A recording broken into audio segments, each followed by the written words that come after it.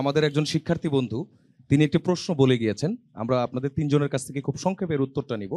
সেটা হচ্ছে এই যে প্রচারণার 13 দিনে লিফলেট, হ্যান্ডবিল থেকে শুরু করে আপনারা যা ছাপিয়েছেন এবং সবাইকে দিয়েছেন, এগুলোর খরচের উৎস অর্থাৎ মানে টাকার উৎস কোথা থেকে পেয়েছেন? হামিম। আসলে শিক্ষার্থীরা জানে যে আমি মাত্র ব্যক্তিগতভাবে আমরা দুইটি লিফলেট প্রচারণা করেছি। একটি হলো আমাদের প্যানেলের লিফলেট, আর একটি হচ্ছে আমার লিফলেট। সো দুইটি যে সাদা কালো লিফলেট, এটা আসলে আপনার খরচের জন্য আহামরি টাকারও প্রয়োজন নেই, কারণ আমরা দেখছি যে আমাদের অনেকেই কিন্তু অনেক প্রোডাক্টিভ, ক্রিয়েটিভ অনেক কিছু শিক্ষার্থীদের কাছে দিচ্ছে, সেটা হোক প্রজাপতি বা হার্ট শেপ, অনেক কিছু দিচ্ছে। আবার এমনও দেখেছি একটা খামের ভিতর প্রায় আপনার 150 থেকে 200 টাকার গিফট আছে। এরকমও দেখছি বিভিন্ন খামটাম করে অনেকে অনেক সুন্দর ভাবে শিক্ষা ভোটারদের কাছে যাচ্ছে। শুধু আমাদের আসলে ব্যক্তিগতভাবে আমি একটি বিষয় বলতে চাই, সেটি হলো দেখুন আমাদের যে প্যানেল শিট সেটি আমাদের ছাত্রদল থেকে আমাদেরকে সংগ্রহ করেছে, আমাদেরকে দিয়েছে, এবং আমার যে ব্যক্তিগত লিফলেট আমি যে ফ্লেয়ারটি দিয়েছি একটি সাদা কালো কাগজের 55 গ্রামের যে কাগজে দিয়েছি সেটা আমি ব্যক্তিগতভাবে দিয়েছি। উমামা।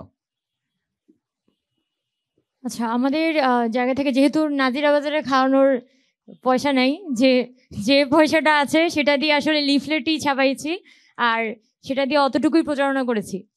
সো যদি খরচের কথা জিজ্ঞেস করেন তাহলে বলবো প্রথমত প্যানেল যেটা আমরা তৈরি করেছি, প্যানেলের সবাইকেই নিজের একটা কস্ট বিয়ার করার কথা বলা হয়েছে, আর এর বাইরে প্যানেল আমরা হয়তো কিছু পরিমাণ সামান্য কিছু বিয়ার করেছি।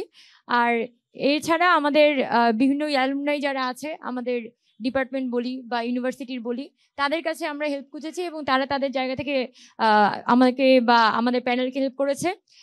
আর যদি আমাকে বিশেষ করে জিজ্ঞেস করেন, যেহেতু আমি দীর্ঘ সময় ধরে আসলে ক্যাম্পাস অ্যাক্টিভিজম বা ন্যাশনাল অ্যাক্টিভিজমের সাথে যুক্ত, আমার ঢাকা বলি, চট্টগ্রাম বলি, বাংলাদেশেই কিন্তু একটা পরিচিত সার্কেল আছে বা নেটওয়ার্ক আছে, যারা আমি বললে তারা হয়তো কিছু পরিমাণ ফাইন্যান্সিং করেন, কিন্তু সেটা মোটেও অনেক বেশি না, যেটা আমরা হয়তো একটা নির্বাচনী খরচ সেটা দিয়ে চালাতে পারছি আপাতকালীন সময়ে। এতটুকু কষ্ট আমরা উঠাতে পেরেছি। জি, থ্যাংক ইউ। বিনিয়ামিন মোল্লা, সংক্ষেপে। খুব ভালো একটা প্রশ্ন করেছেন। আমাকে অনেকেই বলতেছে যে ভাই আপনি এত লড়াই সংগ্রাম করছেন, ডাকসুরের জন্য এত শক্তিশালী একটা স্ট্যান্ড নিলেন, কিন্তু আপনাকে দেখতেছি না, মানে সোশ্যাল মিডিয়াতে আপনাকে দেখতেছি না।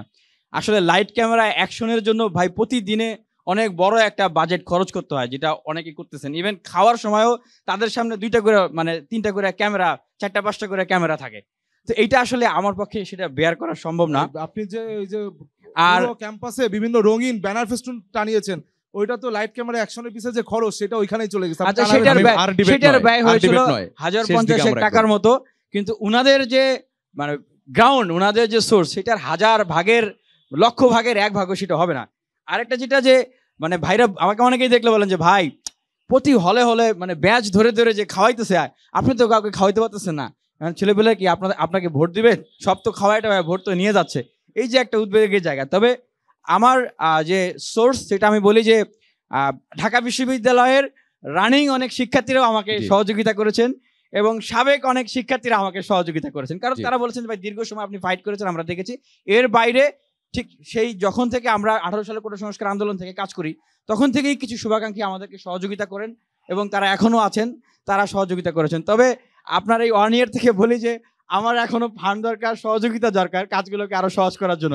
যদি কেউ আমাকে সহযোগিতা করতে চায় আমি সেটা গ্রহণ করতে রাজি আছি। বিনিয়ামিন মোল্লাকে ধন্যবাদ।